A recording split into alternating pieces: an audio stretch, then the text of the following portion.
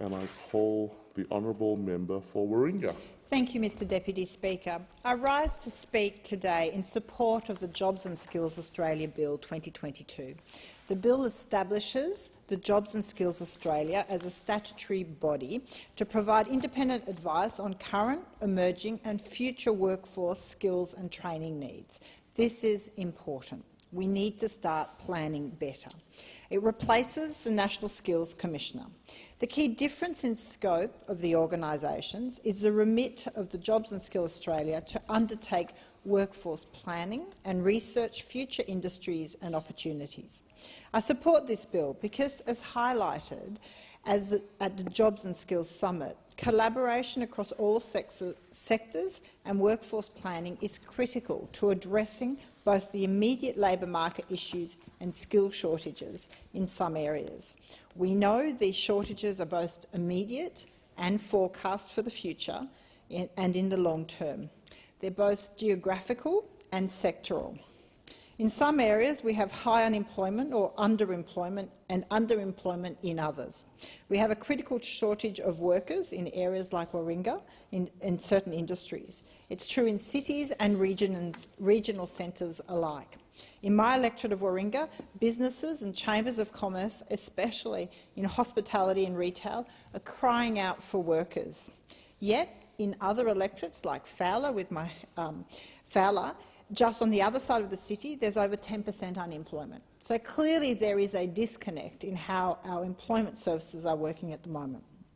We need to look at ways to bridge the barriers to relocating for work and the affordability of transport to better connect workers with jobs available and where they are. During the recent Jobs and Skills Summit, I would say government supported much talk around migration, and that was mostly the elements and actions that came away from it. But whilst I raised the question that we must first address housing and infrastructure, there really was very little focus on that. We need long-term planning.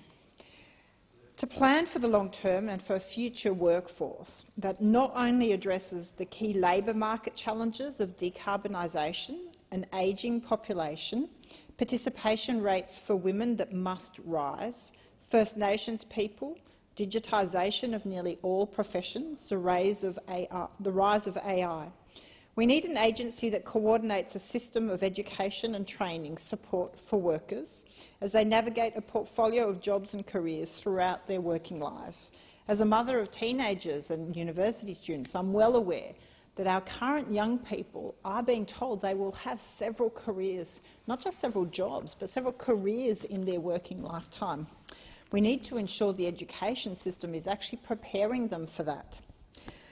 We know workers won't have a job for life. We cannot even imagine the jobs of the future, and so we need to implement an adaptive and dynamic process to ensure Australia thrives, developing the skills required, where we know 2/3 of Australia's top 50 economists have said that education and skills was the top issue that needed to be addressed at the Jobs and Skills Summit. And I would have to say I was a little disappointed. For my time there, I was there Thursday afternoon and Friday, there was very little discussion about education, and in particular around the university sector and what was going to be done to support and increase their capacity to meet those skills and education needs. We must develop research and development capabilities to capitalise on the opportunities in our industries. I raised during the Jobs and Skills Summit just how far Australia is falling behind when it comes to innovation and R&D. Research and development only makes up 1.8% of Australia's GDP. Our OECD comparable nations, it's some 2.5%. We are falling behind, and we won't be competitive in the world of the future. The government needs to set the guidelines for what our industries are and provide the necessary incentives for investment to congregate around those skills, research and development. Jobs and Skills Australia improves on the National Skills Commissioner in its remit to undertake research and analysis into emerging and growing industries, such as the green economy, areas such as carbon sequestration, clean energy, green manufacturing.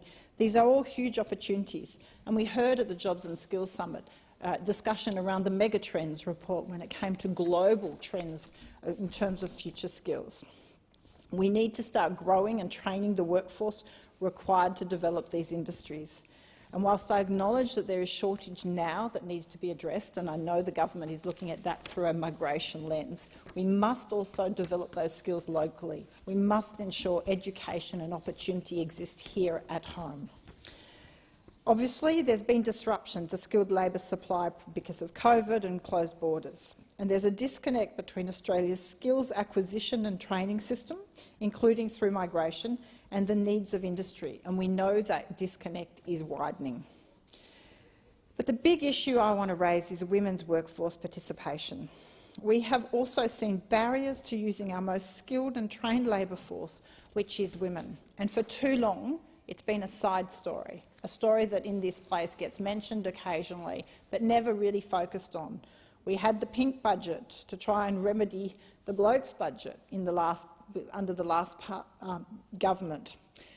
But I think with an increased number of women in this place, I'm very, very focused on making sure that women's participation in the workforce is absolutely made a top economic priority of this government. We know that it's fairly equitable for women in the workforce until they have children. And then the slide starts. Then the discrepancies and the discrimination and the disadvantage starts, because women are required to bear that much heavier burden. There are so many structural barriers to women rejoining the workforce after childbirth.